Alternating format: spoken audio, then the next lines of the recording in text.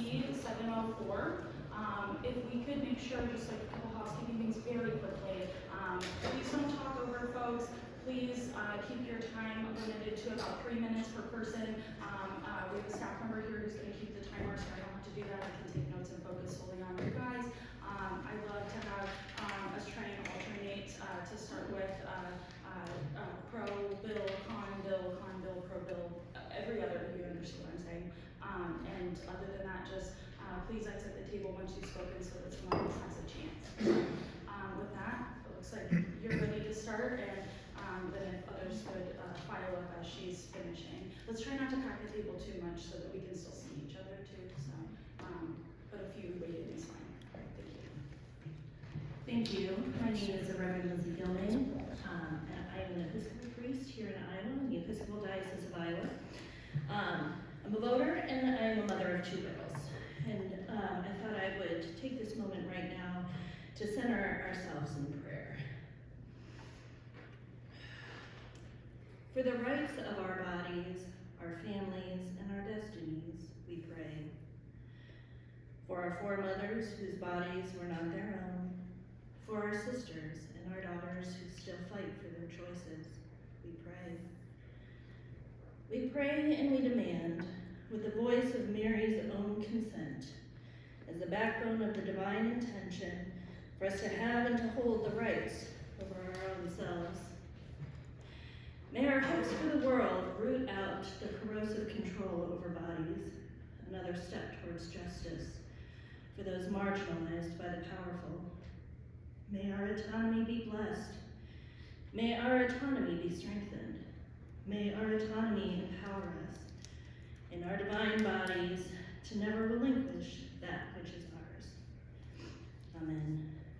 I oppose this bill, and I ask why this body feels so comfortable asking half of Iowa to relinquish that which is ours. Thank you.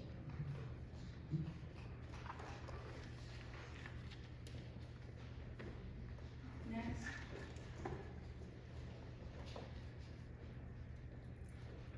And again, a couple folks can sit waiting to take so we don't take too much time in between.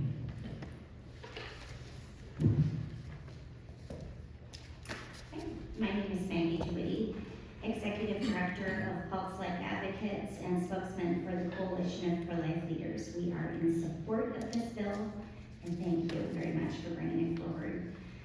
The abortion pill is a dangerous drug that harms women and ends the life of an unborn child. After Monday's subcommittee on the Senate side for this bill, it became very clear that more information is needed on the informed consent part of this bill, specifically abortion pill reversal. According to the American Association of Pro-Life OBGYNs, the APR process is safe for both mother and her unborn child and offers a real chance for the woman to rescue her unborn child when she has changed her mind about an abortion. Abortion pill reversal uses natural progesterone that has been safely and effectively used to support female reproductive health since the 1950s. This is used to counter the abortion drug mifepristone and sustain a pregnancy. Further, APLOC states that the use of natural progesterone to reverse the effects of mifepristone poisoning is a simple application of common sense in the treatment of poisonings in situations where the mechanism of poisoning is well understood. Mifepristone poisoning is well studied and well understood. It has a 65 to 70% success rate in saving babies' lives, according to the Abortion Pill Reversal Network. The Abortion Pill Reversal Network reported that 7,000 lives were saved via the abortion pill reversal. This network is managed by Heartbeat International, the largest network of pregnancy health organizations in the world, and consists of over 1,500 medical providers that facilitate the abortion pill reversal. APR is supported by the medical community, including the American Association of OBGYNs and over 1,500 providers across the country. are children walking this earth today because of abortion pill reversal. And if we truly care about Iowa women, we will want them to have all the information they need. Additionally, when this was first introduced in 2000, it required 3 in-person visits. It could only be dispensed by a physician and required follow-up care and reporting of adverse events. Now, this drug has virtually no restrictions and can be shipped through the mail directly to the woman's home with no oversight or physical examination from a doctor. This bill would restore some of the initial safeguards, such as an in-person physical examination by a physician. Thank you very much for bringing this forward.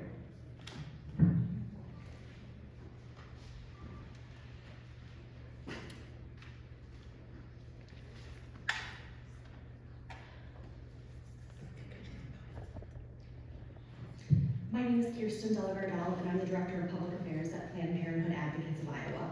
We champion access to quality health care for patients served in Planned Parenthood North Central states in Iowa, and I'm here to oppose HSB 704. This bill is unnecessary government overreach and interferes with best practices for medical care. Health care decisions, including abortion, should be guided by medicine and science, not determined by politicians. HSB 704 requires the language of state-mandated biased counseling about so-called risks of medication abortion and inaccurate patient-informed consent provisions related to medication abortion. To be clear, abortion providers help their patients understand the abortion process and offer support throughout the experience. Planned Parenthood North Central States follows a thorough care model based in compassion for providing abortion medication that includes following up with patients after that care. This process includes sharing verbal and written information about the procedure, providing patients with a phone number for an on-call nurse for follow-up care as needed, and completing direct follow-up both 1 week and 4 weeks after the procedure. Providers do this in good faith, knowing that every method of abortion, including medication abortion, is exceptionally safe. Far safer than pregnancy, safer than childbirth, and safer than many other routine procedures, such as colonoscopy. Professional medical organizations like the American College of Obstetricians and Gynecologists agree that medication abortion is safe and effective. It's been used by over 7.5 million patients in the US since its approval by the FDA 25 years ago.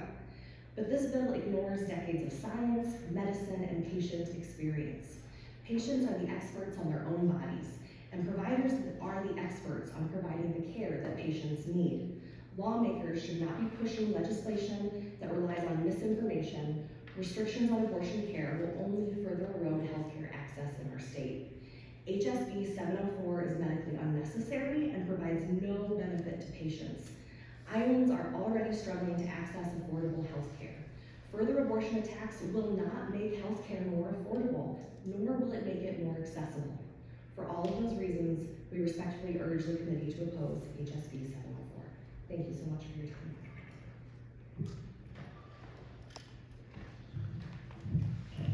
I'm Jeff Pitt, speaking for the Iowa Faith and Freedom Coalition. Thank you for the chance to speak today.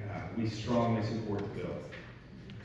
Iowa's fetal heartbeat law should protect every innocent in-state unborn baby with a detectable heartbeat. But dangerous black market chemical abortion pills are easily obtainable online, offered by unscrupulous mail-order providers over the internet without a proper prescription. This makes a mockery of Iowa law. Not only are these pills deadly to their intended targets, babies, but experts commonly conclude that the complications to aborting mothers are likely to be vastly underreported. In fact, new research shows that mifepristone is much more dangerous than the label says. Please pass this legislation and make Iowa a better and safer place. Thank you.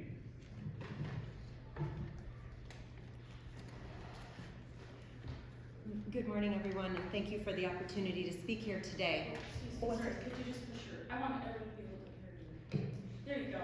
I thought it was the stick, sorry. Thank you so much, Representative. I appreciate it. My name is Jen DeCook.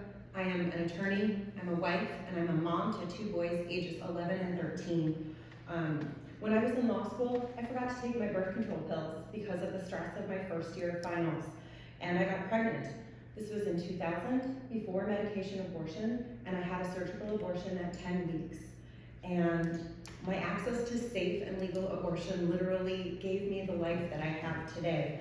I was able to graduate from law school, embark on a career that I love, and when I finally met my husband, plan the family that we wanted to have.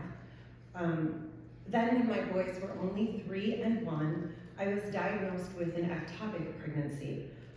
We were not trying to get pregnant. We felt our family of 4 was just perfect. And I had an IUD. The IUD was exactly where it was supposed to be, but they couldn't find that embryo. I was pregnant, my pregnancy hormone levels were rising, but nowhere to be found in my uterus, my fallopian tubes, or anywhere in my abdomen was that embryo. So I had to be monitored. I had blood tests 3 times a week, dragging my toddlers with me to test my hormone levels. And they never, with all the ultrasounds I went through, could find that pregnancy. When it became dangerous, when my hormone levels continued to rise, but the pregnancy was nowhere to be found, my doctors decided that it was clear that I was in danger. My life was in danger, the pregnancy could rupture, I could die. And so on Valentine's Day of 2016, I went to the emergency room with my husband and got 2 shots of methotrexate, which is a chemotherapy drug, 1 in each hip. Now, it was a torturous process. Being treated for an ectopic pregnancy was frankly more traumatic than either of my 2 pregnancies, my abortion, anything. It was a horrible situation. And it was physically and emotionally draining. And had I not had access to safe, quality health care, I would not be here today. If I had not had access to abortion, I would have died. So when I look at this bill and I look at the limitations that it is trying to put on women, pregnant people in Iowa, all I can think is, I would not be here today if I did not have access to abortion. So I ask you to please vote no on Study Bill 704. And when you vote on it, think of me, think of my husband, think of my sons. I would not be here today without abortion. Thank you. My name is Patty Alexander, and I'm reading a statement on behalf of Brianna Newbirth. I'm Brianna Newbirth, and I am in support of this bill. I had a chemical abortion in Iowa 16 years ago, and I want to share the dangers of medical abortion and how I was unprepared and lied to by the facility that provided the abortion pills to me. When I took the second round of pills, which were Wessel-Kroeschell pills, I had to hold them in my mouth between my cheeks and gums for about 30 minutes. At the end of that time limit, I was supposed to swallow what was left of the 4 pills. However, the moment those pills touched my tongue, I immediately threw up. I panicked, thinking that I had ruined the abortion since I couldn't swallow the pills. I called an emergency hotline number that they gave to me to see if I needed to get more pills. However, they advised that this is a normal reaction to the pills. In fact, that's why they had to be held in my cheeks for some time before attempting to swallow them. I couldn't help but wonder why I wasn't warned about this, if it was a perfectly normal reaction to the pills. Another part of the abortion that I was not warned about was the amount of pain and blood that I would experience. It was absolutely awful. I honestly thought that I was dying that night. It was a terrifying experience, and I was all alone throughout the whole process. The physical recovery was long. It took 2 months for the bleeding to stop. Since my abortion, I have gone on to have 3 natural, unmedicated births and 2 miscarriages, and I still have never bled even close to what I did during that abortion. I was never so scared in my life I was never scared for my life during my regular pregnancies or even my natural miscarriages. But during that medical abortion, I was absolutely terrified. It was an unnatural and horrible experience. I was also not advised on how the pills actually ended the life of my baby. Many years after the abortion, I found out that the first pill I took at the facility that day, mifepristone effectively cut off the supply of oxygen and nutrients to the baby. Essentially, my baby was suffocated and starved to death. Finally, they showed me a fake ultrasound image of the baby and told me that it wasn't a baby yet. However, years later, I was able to obtain a copy of my medical records and saw proof of the real ultrasound showing that it was a baby and it had a heartbeat. They intentionally lied to me to make sure I would go through with the abortion. I felt coerced into the abortion by the actual facilities that provided the pills.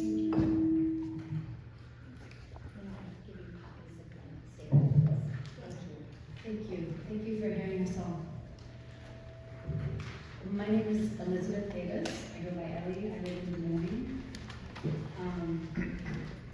And first, I've been hearing a lot these days about people who have never. Sorry. I think it's this one. Can you just turn that one off? It's what makes the sound. Thank you so much. That's okay, thank you. Okay, so I've been hearing from people who have never faced the issue in their own lives talk about how they've heard friends or people who have regretted having an abortion. Friends, I lived that decision.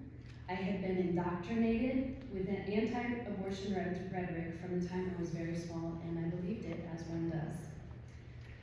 When I had to face the reality of my life and myself 30 years ago, it was terrifying because I recognized that I was the kind of person who blames a sweet, innocent baby for the miserable situation of their lives. I understood that I had not yet learned how to break my own generational chains of abuse and mental illness. I understood that adoption was not an option because of my family's epigenetics. I very much knew the life I would foist on an innocent child, and it was ugly and it was awful.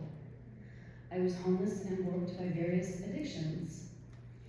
Even when I judged myself for having twice decided to have an abortion, I still never regretted the decision. Was I sad? Sure. Yes. Did I regret? Never. I was and am grateful that I had the option for a safe and legal abortion. Another thing that I would like for you to consider in this is that we're hearing from a lot of different people from scientists, from doctors, from people who have other education and training, not necessarily scientific, but who are passionate. They believe what they believe. But I have to wonder where each of these groups are getting their beliefs. The scientists and the doctors, I understand where they're getting their beliefs.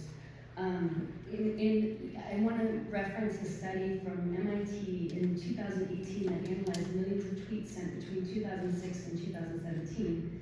And the conclusion of the study was that false news reached more people than the truth. The top 1% of false news cascades diffused between 1,000 and 100,000 people, whereas the truth rarely diffused to more than 1,000 people. Falsehood also diffused faster than the truth. The degree of novelty and the emotional reactions of recipients may be responsible for the differences observed.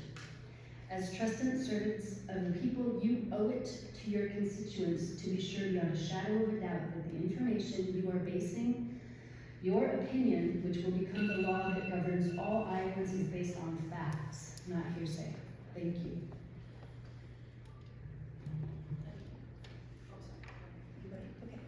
Thank you. I appreciate being here. My name is Christy Judkins, and I'm the Executive Director of I Right to Life and part of the member organization of the Coalition of Pro-Life Leaders. And I would say that I am a woman who made the decision to have an abortion in the past. I've been pro-choice, and now I'm pro-life because of the science, biology, and embryology information I've gained over the last few years. In a recent report issued by National Right to Life on the state of abortion in the U.S., they indicated that since Roe, 64 million babies have been lost to abortion. To put this in context, this is more lives than are found in any U.S. state and about 20% of the current national population. Chemical abortions, responsible for more than half of the nation's abortions, have continued growing thanks to pills now being mailed into all U.S. states, regardless of laws. But the data is loosely collected and is not rigorous or thorough enough to give us a true picture. What is true is the actual accurate data on babies born and saved because of fetal heartbeat laws and life at conception. We believe there should be reporting on the adverse impacts of chemical abortion. The recent Ethics and Policy Center report stated that after examining insurance claims from more than 865,000 patients who took mifepristone, the study found nearly 22 times the number of serious complications reported by the U.S. Drug Administration. Complications like extreme pain, excessive bleeding, sepsis, and feelings of coercion, women feeling like they were dying or wanted to die afterwards. And the FDA reported that there were 36 deaths in the U.S. due to chemical abortion. Women should be given credit to apply their intelligence so they can understand and know the complications from taking the abortion pill, as well as be provided the information about the reversal pill when they have doubts about what they have done. This is protective and true patient care and legitimately empowering women.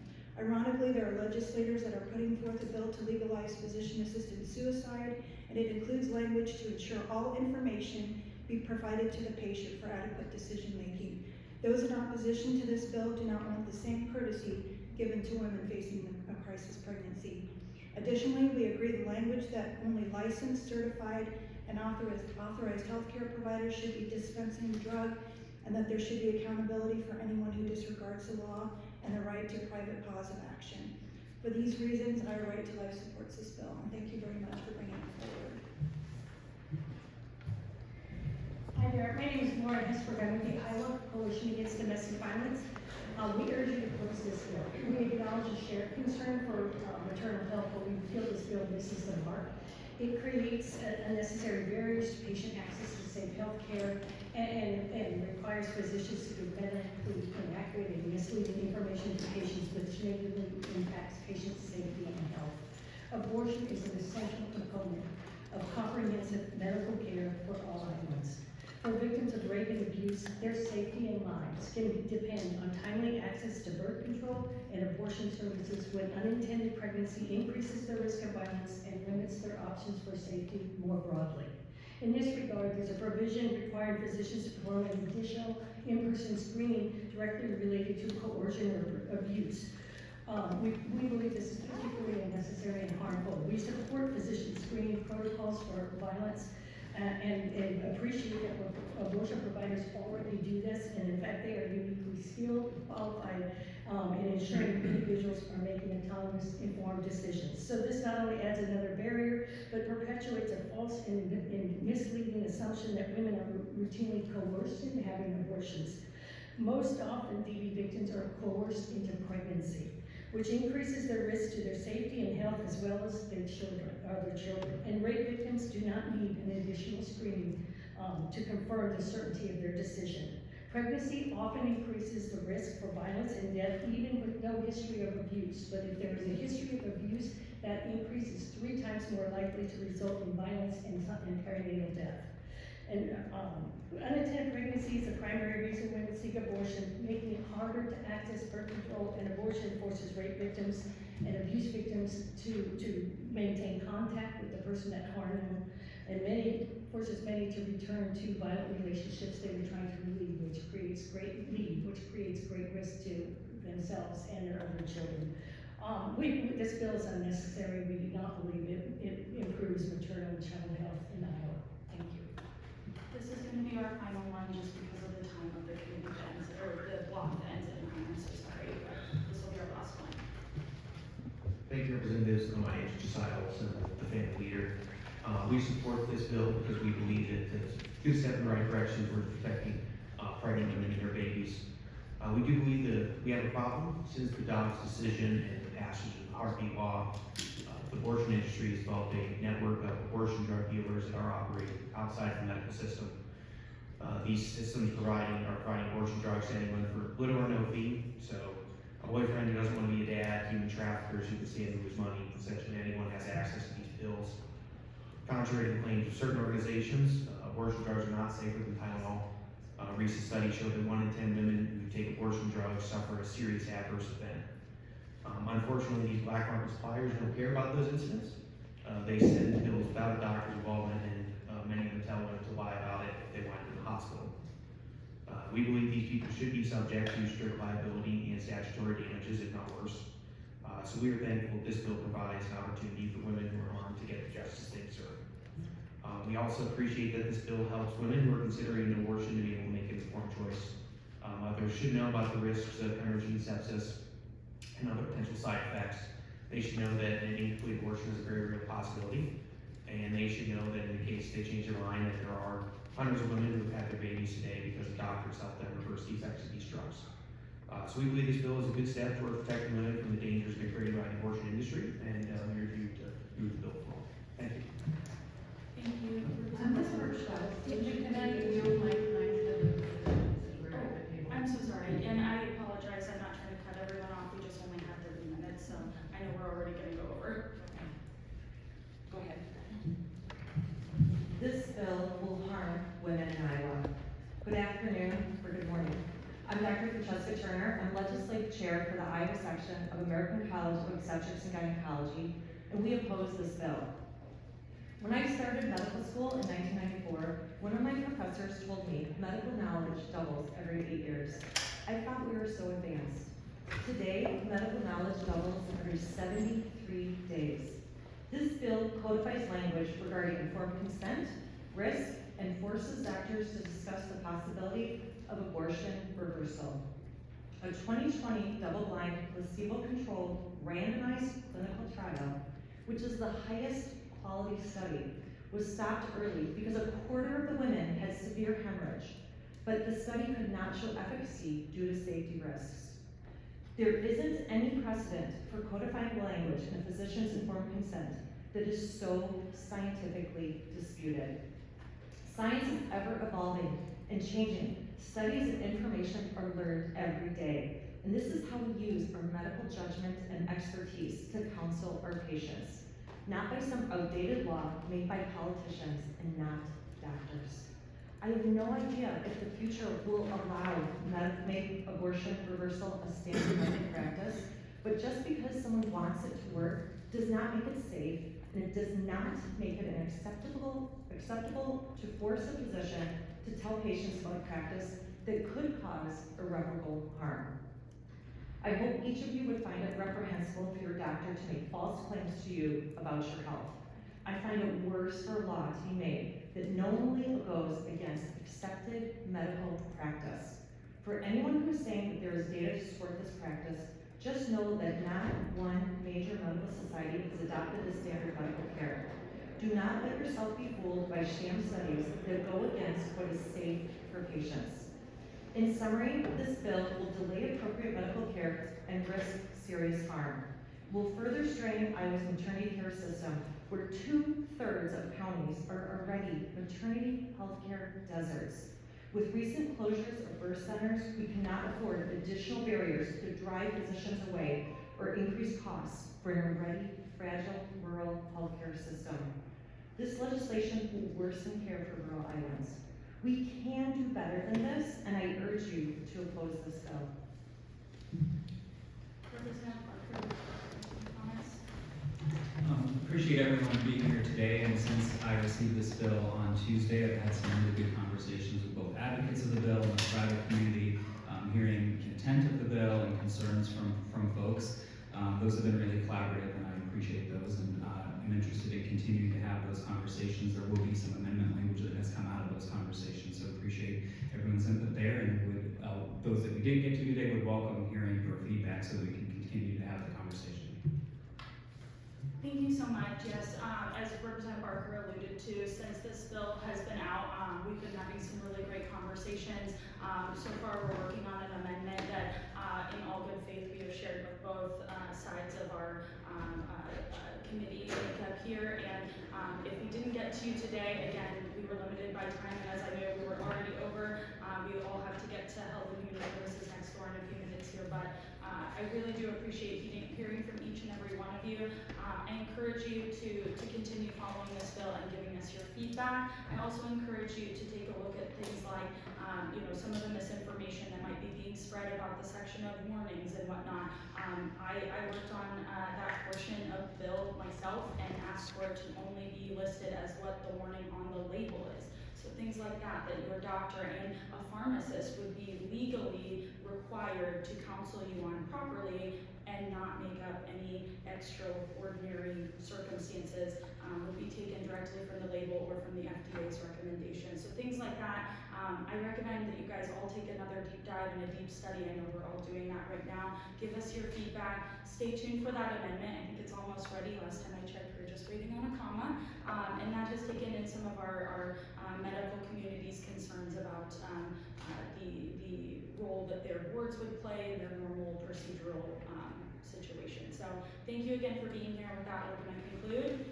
And one final